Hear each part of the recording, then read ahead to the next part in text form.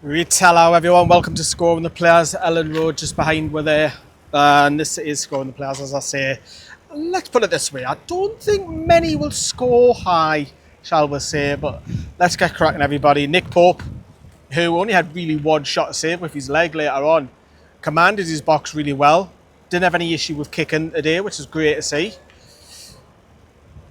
If he didn't do anything wrong, I'll go 7. 7 for Nick Pope. Wasn't tested. But then again, we never tested their keeper enough, in my opinion. But we'll come to that with a forward line in a minute. But 7 out of 10 for Nick Pope. Let's start with this wing-back system, which was a surprise. Again, we'll come to Eddie Howe at the end. We'll start with Kieran Trippier going forward. He was more of an outlet than Jacob Murphy, to be honest. He was very wide, wasn't he? Defensively, Trippier was fine, wasn't tested. I'll go 6. I thought he could have offered a little bit more going forward because Jacob Murphy didn't want to know. So 6 for me. Alongside him, right centre-back was Fabian Schär. Did everything all right. Made one sloppy pass apart from that. Defensively, he was fine. And this won't be a surprise that probably the defenders are going to score a little bit higher than the rest, but I'll go 7 for Fabian Schär. Sven Botman, great to see him back. Slap bang through the middle of the 3. Come off injured, didn't he? Hopefully that's not too serious. But again, for his first game back, he was okay. He was fine. Defensively, wasn't really troubled. So I'll match that and go 7. Dan Burn, who started the season off absolutely fantastic, playing a left centre-back role for me. Again, leader, commander. But I'll match that with all 3 centre-backs. I'll go 7 out of 10 for Dan Burn. And then left wing back Tino Livramento, who then switched to right wing back later in the game when Lewis Hall came on. But Tino Livramento was probably one of the better players in that first half. Second half, a little bit quieter down that right hand side because he had a Langa in front of him who would probably want to do the more attacking display. I'll go 7, but it's probably a high 7 if we were doing like 0.5s, but we don't do it. So a 7 for me for Tino Livramento. The only criticism, I've said this before, is in that final third, you can tell he's not a winger, if that makes sense. Decisiveness, the ability as well. He's fantastic bringing the ball out from left back going forward and right back as well, but just in that final third, but a 7 for me. The 3 in midfield, which he went with, we'll start with Ramsey, who got 45 minutes. I thought Ramsey was bright. I would have liked to see him a lot more in that second half, but maybe he was already going to get 45 minutes, or maybe it was a niggle that Eddie Howe didn't want to risk. But I'll go 7. I thought he was bright. I wanted to see more of him, in all honesty, but more things to come in that left centre midfield role. Look, I think if Joe Linton was fit, he would have started, but I don't necessarily think that Joe Linton was missed in that first half because of Ramsey. Second half, he could maybe do a different story, but Sandro Tonali, who was playing a little bit further forward than Bruno, we'll start with him. Wanted the ball, wanted to dictate, wanted to play people in. He's had better games. Couple of times give the ball away a little bit sloppy. But overall, I don't think it was good as Ramsey. I'm going to go a 6 for me, for Sandro Tonali. And then Bruno, I thought Bruno was poor. I thought he was poor. And more than a couple of times to give the ball away and dispossessed. I don't want to be too harsh. If I'm going to give Sandro a 6, I will score Bruno a 6, but it would be a low 6 if that makes sense. I wouldn't go crackers and give him a 4 or 5. I didn't think he was that bad, but Bruno sometimes doing a little bit too much at times where he's got 2 players around him. Simple, pass it if you have to. But the 3 midfielders, Ramsey gets the highest score, but I would have liked to see Ramsey play more minutes. And then that leaves Will Asula, bless him, who was running around trying everything that you could possibly do. Bless him. I'm going to score him a 6, but he knows that Woltemade, who was here today, would have watched that and thought, yeah, I can do something in this team. Obviously, we lacked wingers because we're playing for wing backs. We lacked quality in that final third and behind as well. The midfielders for me weren't creative enough, weren't on the ball doing things. Nah, not for me. There wasn't quality behind him either. I feel for him because he was running the channels and that, but had hardly any service, so I'm going to score him a 6. Let's begin with the substitutes. So half-time sub Louis Miley came on for Ramsey at this present stage of recording. I don't know why. Maybe I'll find out when I get back to the hotel. but I'm going to go... I thought Miley was bright for the first 15-20 minutes, and then the game slowed down to 6.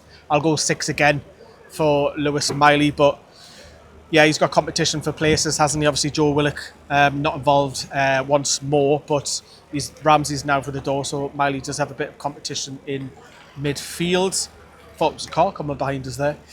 And then there was a double change, wasn't there? There was Elanga and Barnes. No, Barnes came later, wasn't it? It was Elanga. I will start with Elanga and Hall, wasn't it? Elanga was really poor today. Really poor. You know what you get. You're going to get pace, but his delivery was shocking. It was awful. The 2 crosses, and obviously Leeds are giving him stick because he's a Manchester boy, really. And he plays for Sweden, but he's Manc, isn't he? But grew up there and what have you. I thought it was disappointing. I really did. I'm going to score him a 5. I thought, nah.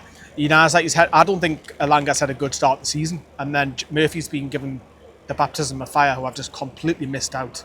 I haven't even scored Jacob Murphy. We'll come back to him. We'll do him next, actually, so apologies. But for Elanga, nah, not for me. Jacob Murphy, then. Let's go back to the start lineup because I've just totally missed him off. Again, piss poor. 5. I thought he was poor as well. Elanga and Murphy, both of them, were just as bad. Murphy didn't hardly offer anything. I know we're playing this like wing-back system. He was slightly tucked in on that right-hand side. He wasn't hogging that right wing. A chance to impress, you know, as that Elanga's come for the door. Barely seen him on the ball. He was sloppy. He's the one who had the shot in the second half that tested their goalkeeper. Might have been a different story if you went in, but it was more or less easy save for the keeper with good power. But nah, it was poor from Murphy for me today. Like, didn't offer enough.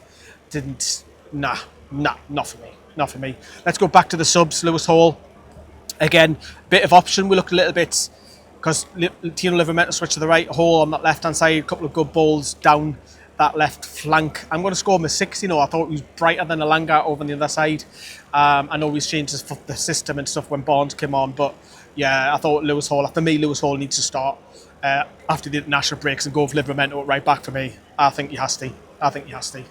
And then the last substitution was Harvey Barnes, and then we switched it 4-3-3. Again, I didn't see enough of him in the game. I'm going to score him a 5. I just didn't see, he didn't have enough. Did he have enough time impact? It was probably, 15-20 minutes? So he did. We will score him. Again, another one for me who hasn't started the season off well in the opening 3 games, but I'm going to score Harvey Barnes a 5. Do you know what I wanted him to do today? I wanted to cut in and have them shots that he does. He just, to be fair, defensively leads bodies and numbers, which was fair play to them. And obviously, they'll probably look at it and think that they've kept two clean sheets from the opening home games, which is good for them. But let's talk about Eddie Howe then, who, very surprising, going with wing backs, I thought was wrong, in my opinion. However, I do like the fact that he did change it and go back to the traditional 4-3-3, as we say, with Barnes coming on. It's what we know, what works. But look, his options were limited. He hasn't got a striker on the bench at all. We've got a point on the road. We've got a clean sheet, so there's a couple of positives. But if you put it on paper, then our football's not played. That's your ticket, but our football's not played on paper. You'll probably look at this fixture and think, yeah, you need 3 points from that game, especially with the first opening fixture. So because of that, we didn't look like the team that were in the Champions League tonight. We didn't. We looked even with Leeds. So for that, I'm going to score Eddie Howe with 6 out of 10. I think the wing backs just didn't work. It didn't work. We played with that for a good 70 minutes in the game. Nah, it didn't work. Don't go to that. I get it if you're trying to defend the lead, but that just didn't work against Leeds. That really surprised me. It really did. Stick with 4-3-3. Stick with it.